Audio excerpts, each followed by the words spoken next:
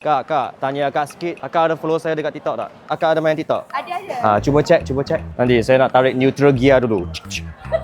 Okey, parking dulu. Dennis. Apa nama dia? DENNIS. Tak ada line. Alamak.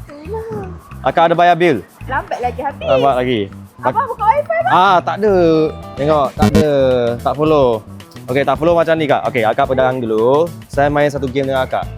Sini I ada shilling kan? Okey. Nombor ke bunga? Bunga. Bunga. Confirm bunga. Okey, macam ni. Sekarang akak sudah siap shopping ke belum?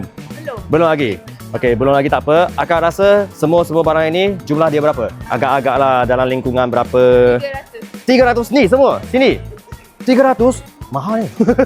Akak rasa tengok. Okey, kuih tiaw lagi, sardin lagi, sayur lagi. Agak-agak dalam berapa? Ayam. Ayam mahal sekarang ni Semua naik harga Bukan ayam kata. Okey. Akak rasa lingkungan dalam berapa? 200 lah. 200 lebih lah. 200.5. Sini I belanja untuk akak. Tapi akak dah follow ke? Okay. Tak follow. Akak tak follow, siap hulur tangan lagi. Tak boleh. Kena follow dulu. Ni, Dennis Koi, follow. Alamak, tak ada line. Terus. Okey, sudah follow Okey. 200.5. Sini I belanja untuk akak. Sama-sama. Jangan balik rumah nanti yang follow follow. Anak ada main? Suruh anak follow juga. Ada main ni tak?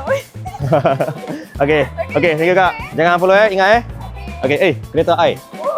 Bye bye.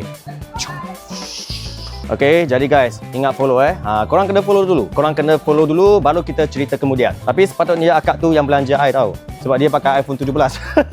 Tapi tak apa, kita kongsi rezeki untuk siapa yang follow. Jadi terima kasih kepada Indah Metal. Kalau siapa-siapa yang jadi aluminium, pergi bio saya.